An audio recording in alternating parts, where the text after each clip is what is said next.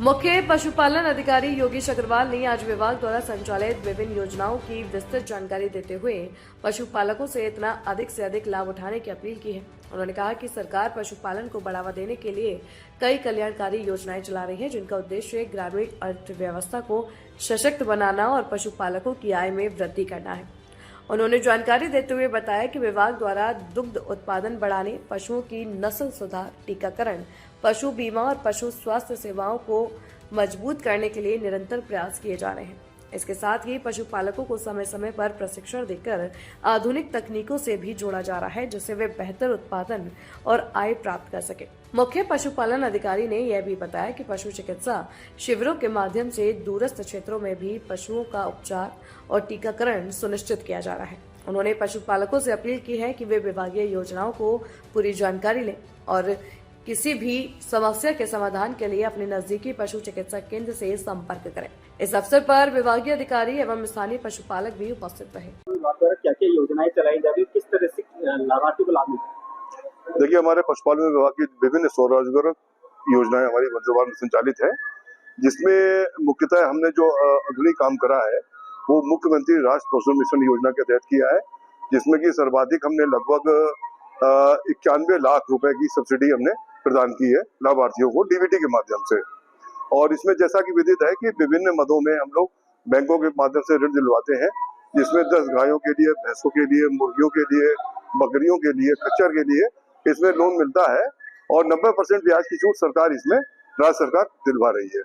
एक हमारी अग्रणी योजना है, साथ ही साथ हमारी राज्य सेक्टर की योजनाएं भी चल रही है, जिसमें गौपालन अनुसूचित जाति योजना है। अनुसूचित जाति के व्यक्तियों के लिए, निर्धन लोगों के लिए हमारी यह योजना है, जिसमें 36,000 रुपए की सब्सिडी हम लोग लाभार्थी को देते हैं। और साथ में बकरी पालन योजना भी है, जिसमें 10 बकरी के लिए हम लोग 63,000 रुपए की योजना है, जो कि राज्य सरकार द्वारा संचालित हो रही है। पूरे जनपद में इसको संचालित किया जा रहा है। और साथ ही साथ एक महत्वपूर्ण योजना जो कि हमारी विधवा अथवा परित्याग की हुई महिलाओं के लिए है, वो है महिला बकरी पालन योजना, जो कि 35,000 रुपए की योजना है। पूर्ण रूप से सब्सिडी की योजना है। 3 बकरी 1 बकरे का इसमें प्रावधान है और पूरे जनपद में इसको विभिन्न रूपों में दिया जा रहा है। साथ ही साथ हमारी एक गोट वैली योजना चल रही है, वर्तमान में हमारी द्वाराहाट ब्लॉक में चल रही है। इससे पूर्व में हमारा लमबड़ा, भैंसिया सना, हवालबाग में चल चुकी है। और इस योजना का लाभ अधिकतर महिलाएं हमारी ग्रामीण क्षेत्र में ले रही है, जिसका कि सालाना उनको 90,000 के आसपास मुनाफा भी प्राप्त हो रहा है। और जिसको कि गोट वैली के जो प्रोडक्ट्स हैं उसको हम एसएसपी रानी के, एसएसपी अल्मोड़ा को भी हम उसको उनकी डिमांड के अनुसार दिलवा रहे हैं। किस तरीके से आपको सरकार द्वारा सहायता उपलब्ध कराई जाएगी? वर्ष 2022 से मैंने एक पहाड़ी ग्वाले नाम से पशुपालन शुरू किया। तो पर्वतीय क्षेत्रों में जो सबसे बड़ी समस्या आई वो आई पशुओं का चारा। तो मुख्यमंत्री घसियारी कल्याण योजना जो सहकारिता विभाग द्वारा संचालित है, उसके माध्यम से जो साइलेज उपलब्ध कराया जा रहा है, वो एक सबसे बड़ा सहयोग था सरकार का। और अगर मैं वर्तमान में बात करूं तो मुख्यमंत्री जनधन मिशन जो एक योजना चलाई जा रही है एसएलएम नाम से, उससे भी लाभ मिल रहा है।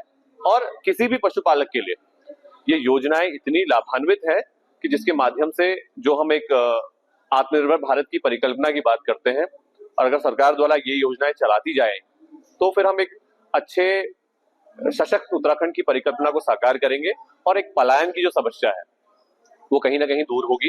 एक पशुपालक के रूप में सरकार की ये जो योजनाएं हैं, इनका हमें लाभ मिला और जहां हम सफलता की ओर आगे बढ़ रहे हैं तो सरकार की एक भूमिका को हम जरूर कहेंगे कि एक महत्वपूर्ण भूमिका सरकार की रही है।